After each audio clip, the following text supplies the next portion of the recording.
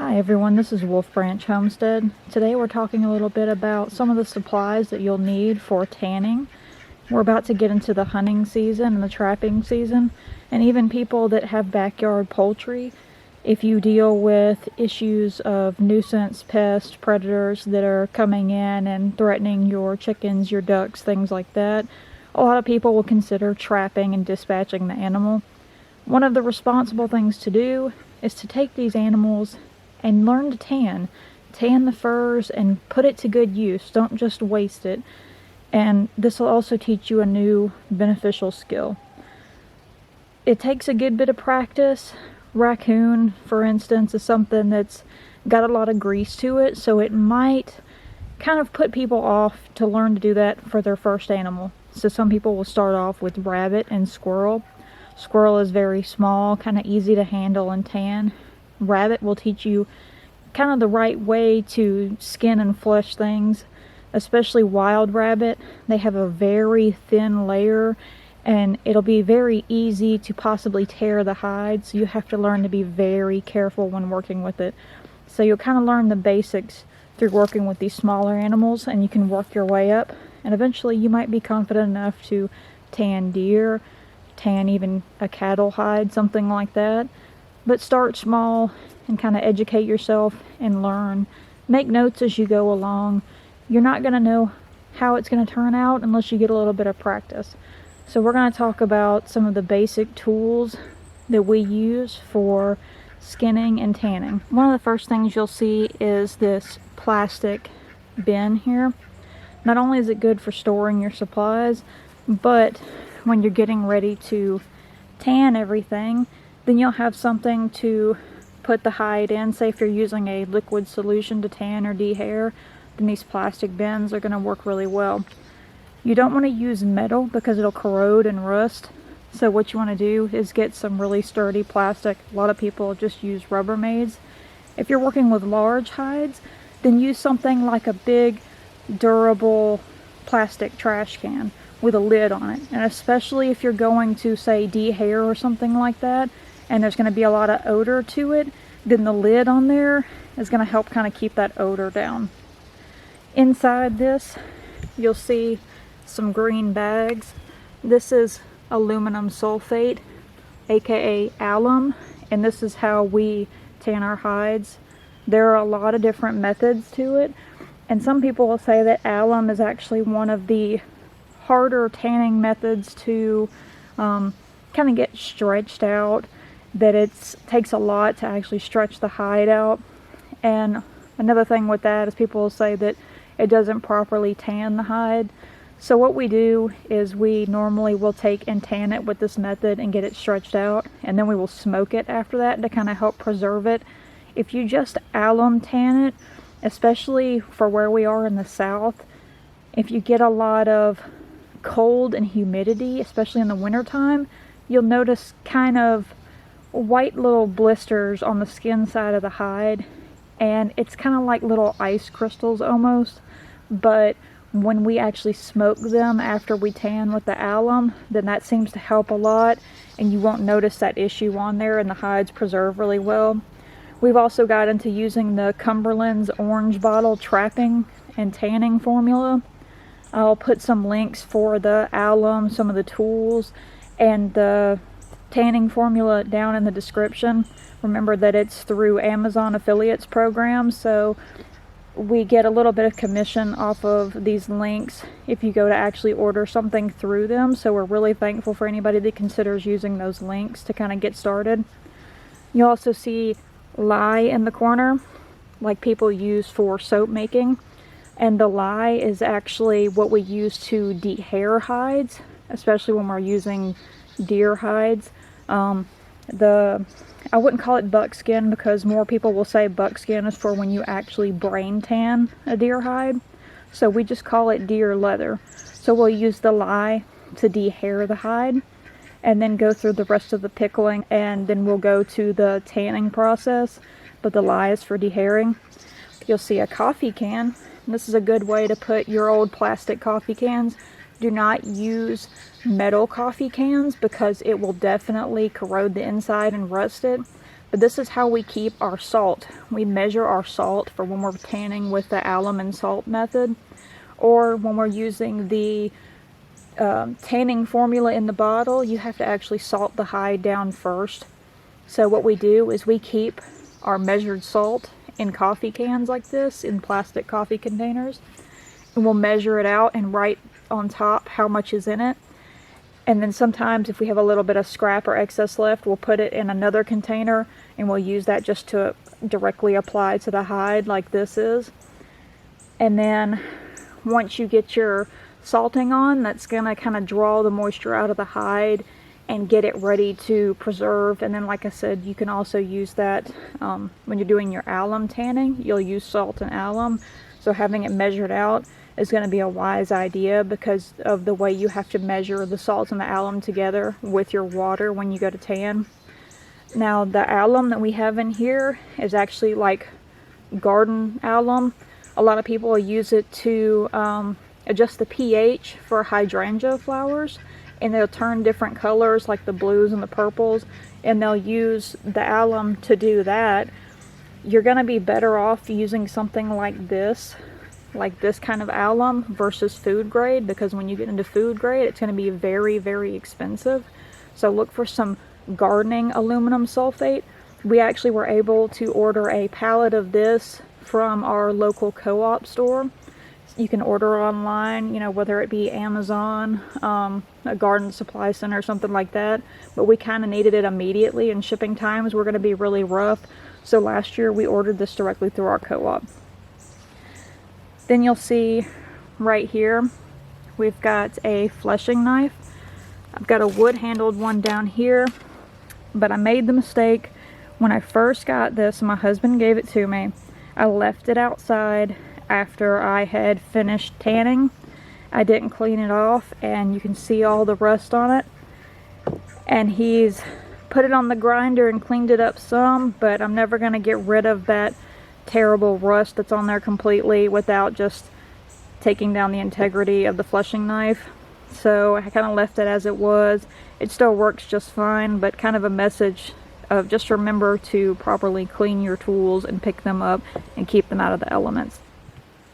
The Christmas before last, my husband also got me a set that had a gambrel, a tail stripper, a skinning knife, and the fleshing knife here. So I've got a new fleshing knife, and it's got a little bit of a curve to it, you can see, versus the one that is the wood handle is straight. And there's going to be different styles of blades. It's kind of what's comfortable to you. And you can also see this one's a little bit shorter than the other one, so it's just what's comfortable to you. And instead of wood, this has plastic handles to it. So now it's time to talk about some of the tools that we have when you're tanning, trapping, things like that. So for starters, I've got a knife sharpener here.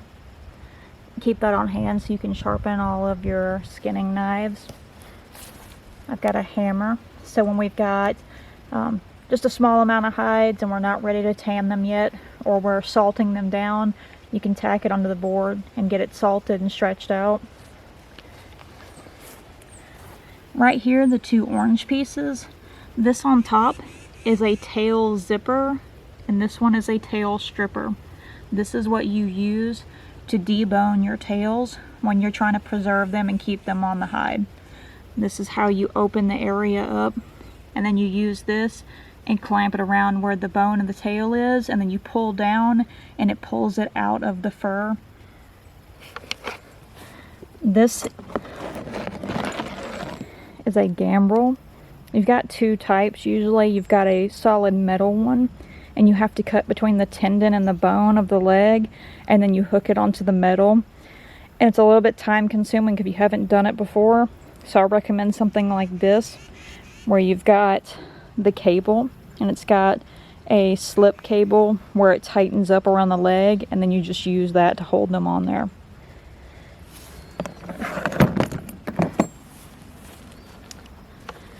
We've got the two long fleshing knives here. You'll see the one in the back with the black handles. It's a hard plastic. It's got a little bit of a curve to the blade. The wood handle one is a little bit smaller and the blade's a little straighter. It's all up to you preference wise how wide you want your fleshing knife to be and what angle. Over here is another style fleshing knife. We don't use it very often, but some people do prefer them. We've got a skinning knife and then another skinning knife. And with these, be very, very careful because they are sharp. They're meant to skin the hide. So use safety, use wise decision making. Don't cut yourself, please. Be very careful with it. We've got another knife that came with a game skinning kit. I've had it for a long time. It's got some rust on it now from having it put up, so we'll have to clean it off. And these I'm not going to show quite close up, but that is a pack of trapping tags. In certain states, you have to label your traps with the trapper, the licensed trapper's name, their phone number, things like that. Just really check into, if you're actually setting traps, check into your state laws as far as getting your license, what you need to do on your traps, how frequently you need to check them. So for like Alabama, you have to trap with the tags on there, and you have to check your traps at least every 24 hours. And then you have to carry a catch pole with you. So if you do have something like a dog or something like that on there where you can release them, and then you know, make sure you check into what animals you're able to trap for your area, so that you don't get an animal and trap something that's not legal in your state. You know, check in to make sure that your bobcat, coyote, fox, things like that, what you can and cannot trap. Another thing I would recommend to keep something like blood or anything from getting on your skin when you're tanning and you're skinning is to keep gloves on hand.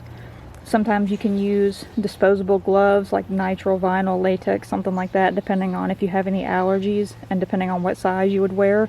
You can pick them up at the store or pick them up online.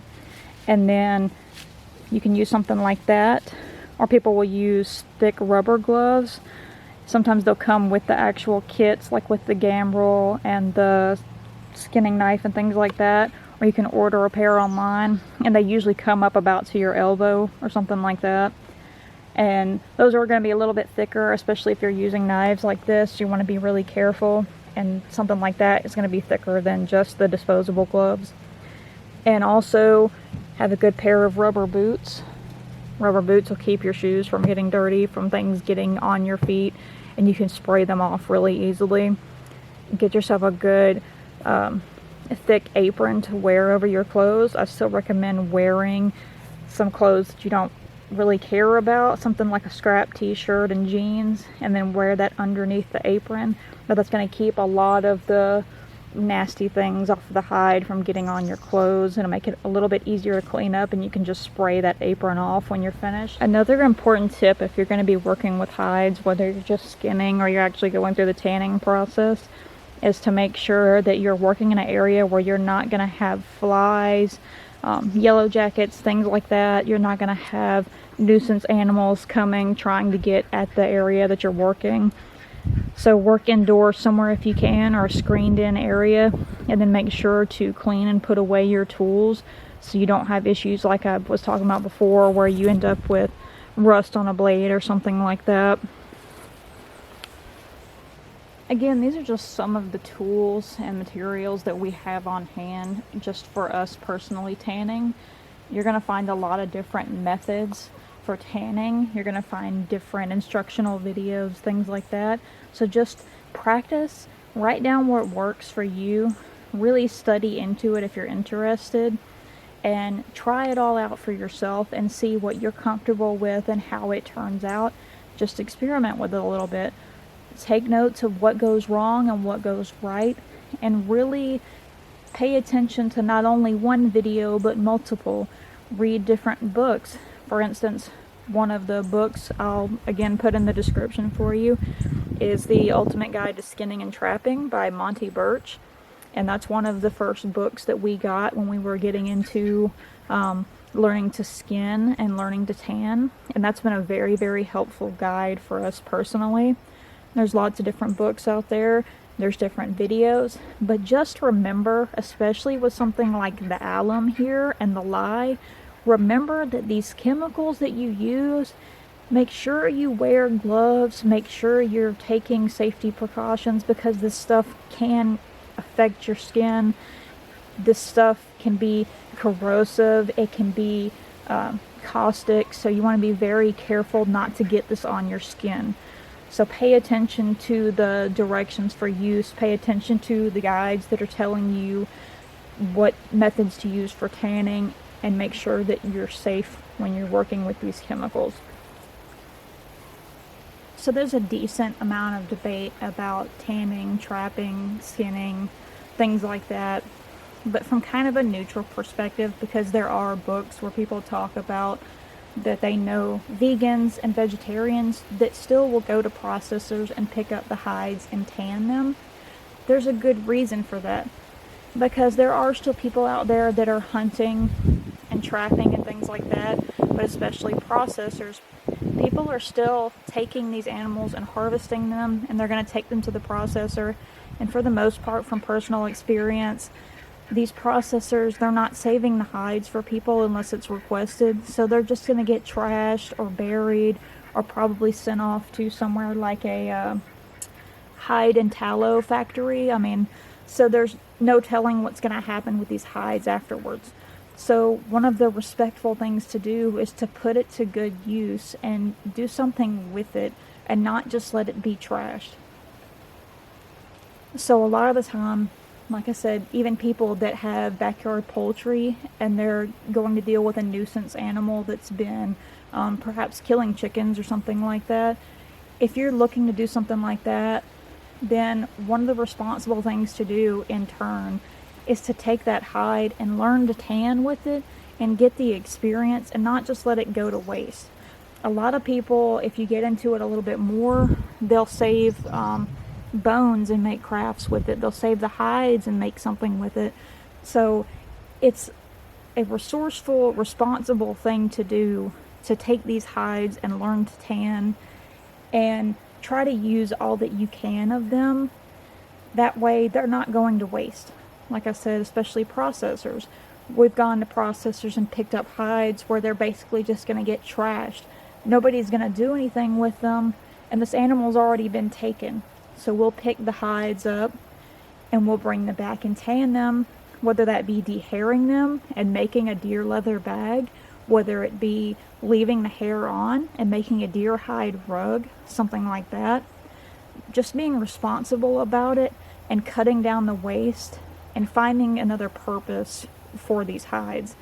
So even if you're kind of on the other side of the fence where, hey, I don't like this, I don't like tanning, something like that, well, there's another purpose to it. It's not just an animal that someone themselves is harvesting. It's not just trapping something.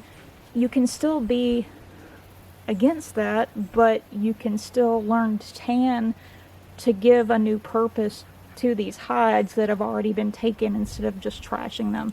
There are people that opt to do that. Now suppose you're a hunter and you're going to take a deer this winter, or you're looking for a youngster to take their first deer. If you've got a little bit of tanning experience, even if you don't have any, you can still use something like the bottle formulas to learn to tan these hides, or you can get into a little bit more with something like the alum and salt. But the actual bottle tans are pretty easy. Well, don't let it go to waste. Tan the hide and make a memory with it and keep a memory alive. Use it as a wall hanging or make a rug out of it, something like that. People will save them and just put them down on the floor in a cabin or a little trapping shack. People will save them that way. It's a really good way to not only put it to good use, but like I said, kind of keep a memory of maybe a really prized deer that you got, or one that a younger child has taken for their first deer. If you are a trapper and you're only trapping in small amounts, you're not trapping enough to send off to a fur buyer, send to auction, or put for sale, through your state trappers association. If you're only getting 1 or 2 at a time, then consider learning to tan it yourself. Make something like a raccoon fur bag, or if you are, trapping something like rabbits, especially if you're going to go and you're trying to trap rabbits to eat or something like that, then save the hides. You get enough of them saved up and tanned, you might make yourself a little rabbit throw out of it. Like I said, people will take them and make little rugs, so if you have enough to make something like a rug or a throw out of. People have taken beaver and made pillows from it. So it's all up to you to be creative with what you have. A very important consideration when you're skinning, you're trapping, you're hunting, tanning, is pay very close attention to your state's regulations, especially in areas where chronic wasting disease, CWD, is really prominent. For Alabama, knock on wood, we've not had an issue with that yet. But in states where that is a problem, because you don't want to transfer something, make sure you check your laws regarding what you can take, if you're going to try to sell it, if you can even sell it, and how it has to be cleaned. Pay very close attention and use precaution to not let that disease spread. And again, with something like trapping, make sure that you check regulations on what you can and cannot harvest. And again, things that you can possess and cannot possess. If you need a tag to take a certain animal, make sure you do your research into it. Thank you for listening to us talk a little bit about tanning, skinning, trapping, hunting, things like that, and kind of putting it all together on why this can be a responsible and resourceful choice to learn to tan hides. Whether you be somebody that is hunting for yourself, you're trapping, or even just someone that is not into something like that, but you still want to learn how to do something that can put these hides to good use after they're taken. Again, you could always talk to a local processor, keeping within your state regulations, and just say, hey, I would like to learn to tan. If you've got some hides that you would let me pick up, then set up something like that with them and pick up a few hides and learn more about it. You can start small with something like rabbit or squirrel, but if you're not looking to harvest the animal yourself, then just try deer. Cut it into segments and learn how to tan each little piece, like say cut it into 4, and then tan them on a smaller scale. That way it's kind of less to work with. Don't get overwhelmed. Don't pick up a lot at one time. So if you're just trying to learn to start getting into it, then go and just pick up one. Talk to them and say, hey, I would like to learn how to do this. There are some people that will actually go and they will offer their services to skin the animals in turn for keeping the hide. So there's different options like that. But again, just showing you kind of some of the tools that we have and some of the supplies. And it's kind of up to you how you want to get into it, what size animals you want to work with, what method you want to use to tan, what tools that you would like to use. Remember that we are part of the Amazon affiliate program, so we'll put links in the description below. If you go through these links and make any purchase, then we get a small portion of the sales back to the Homestead. So we're very thankful that you've considered making a purchase through those links. But what we're going to do is they are actual links to products that we have used or we are currently using when we go into the trapping, skinning, tanning season, things like that. So you'll see kind of some of the sets that have the gambrel, the fleshing knife, the skinning knife. You'll see kind of what the gloves are that we use, the fleshing apron, the aluminum sulfate, the lye, things like that. You can order salt in bulk. Sometimes if we're not using a lot of it, then we'll just go to the store and pick up salt. Another quick tip is do not use iodized salt. Use plain salt when you're tanning. And if you're interested in learning a little bit more about tanning, then just let us know below in the comments. And what we'll do is when we get into it this winter time, when it gets a little bit cooler out, then we'll do some videos on the tanning methods that we use. We'll go a little more in depth with it and we'll kind of explain the hows and whys. We'll show you the tools and you know, if anybody's interested in seeing like a more in-depth of making bone needles or something like that, then we'll do more videos on that this winter. But thank you everybody for watching, learning a little bit more with us. And if you've got any suggestions for future videos this winter, then just let us know. And we hope you have a wonderful day.